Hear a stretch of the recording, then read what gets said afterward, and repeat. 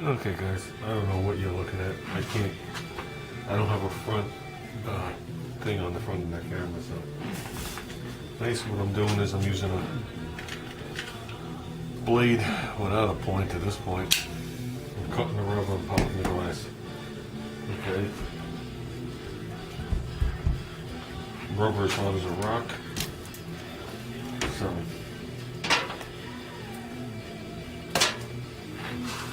I have 90% of the front, the whole top done. I'm just going to get this back edge and I should be able to just push the glass in and call it good. So I really wanted to get this rubber new, but never going to happen. Nobody reproduces it. So not too many of these wagons around. I don't even know if universal rubber would fit me. Some of these angles are a lot tighter than 90. So, with that said, I was glad to see a video from Darren. That was good. And I'm not going to tell you I'm thrilled. Somebody has to have done, but you have to do what you have to do to live. Now you got to keep up your quality of life. So, and I think everything will be fine. I think everything will be fine, and we'll just keep making videos for him to watch. Maybe we'll sneak there in the night. We'll put some of his cars together. If he was closer. It's the distance that keeps me away. I haven't flown in a while. Last time I flown, I wasn't afraid of it. I can't guarantee that anymore. So.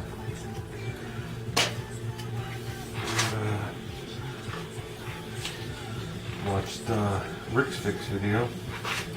Man, that nose was straight. That thing is straight. He's got to be so proud and so happy. I'm glad I finally got to see the four-door pictures because I never saw that before. You know, we both went about doing the same thing in a different way. You know, I made this from a four-door to a two-door, but not as drastic as the way he did it. But I can understand why he did it that way. Yeah, that thing is looking sweet. The car's gonna really look good when it's done. Won't you there, Rooster? Think your car's gonna look good.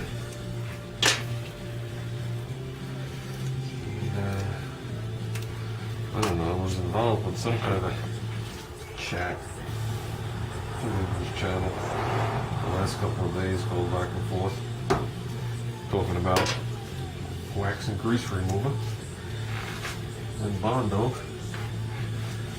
Makes sense to me, you know. But I could see it being one of those epoxy type arguments, if you know what I mean. So, you know, but with that said, if you have information, I think you should let people know it. If they don't want to hear it, then that's one thing, but if you hold it back, then you can never hold it against the people. Because you never gave them the information. You know, you can't say it's falling on deaf ears if you're not putting the information out there for people. You know, I've mentored a bunch of kids over the years. I've had ones where I didn't make it a day with them.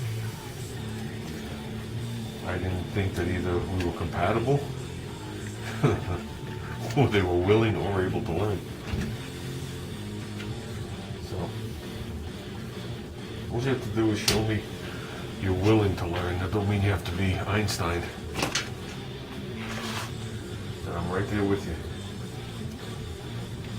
You know, the guy I'm teaching at work right now how to work on a set of supposedly factory fog lights out in the truck today.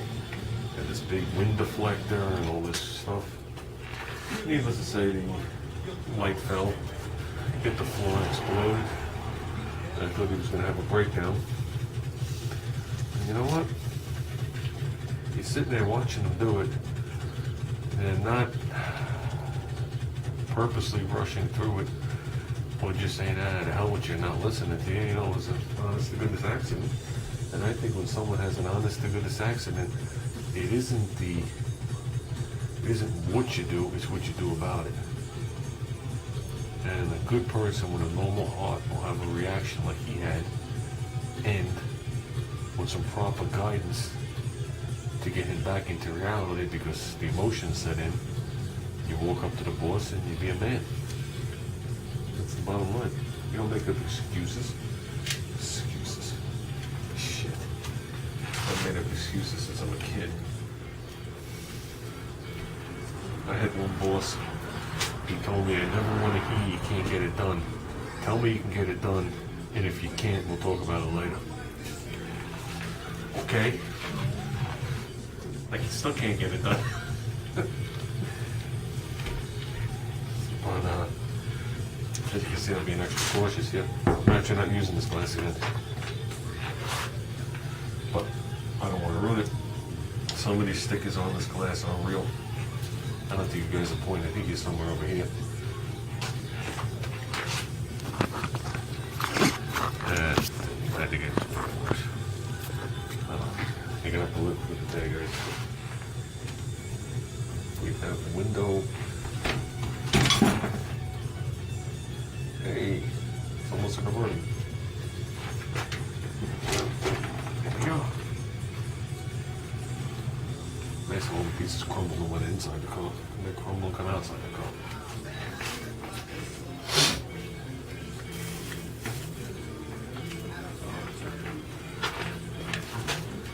That's real.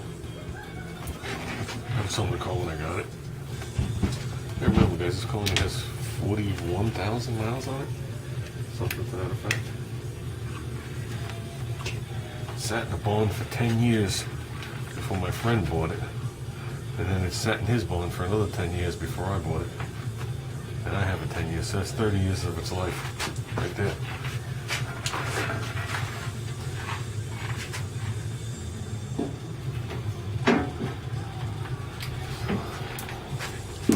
I'll save this as a patent, but it's pretty much useless, hard as a rock.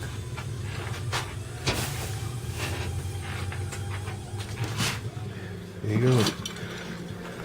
See, Rich, I didn't lose it. Richie made this in high school in the 60s. And used to cruise it around on his 51 Ford. See, Rich, I remember. In his high school days. So, hung on the back of this car for a while. It's going back on. I don't care if it's from the Rome era or not. Well, with that, I'm going to clean up here a little, guys, and we'll get back to you. We got to mask this off. Maybe I'll leave these windows out. That'd really be sick. Okay. I stripped down every one of these grooves. Right up into behind there, I picked out, there's a little bit of seam sealer. I'll put the seam sealer back. Not that it matters. Blended all this in and around the back. Then it's got to peel off the tape and just make these, show the edges soft. Did it all over here too. We're gonna have to hit that again, seal it up. But that's good. So we're gonna come around here, and I'm still gonna determine the line right here, and I'll scuff it up to that point. Looks like there's all little high spots, but it's just the stamping of it. There's nothing you can do about that. So that's where that thing was. We're taking care of that. And I guess that's about it for now. I'm calling it a night, guys. It's 10 o'clock. So, with that, have a good night, guys. We'll be back on this probably tomorrow.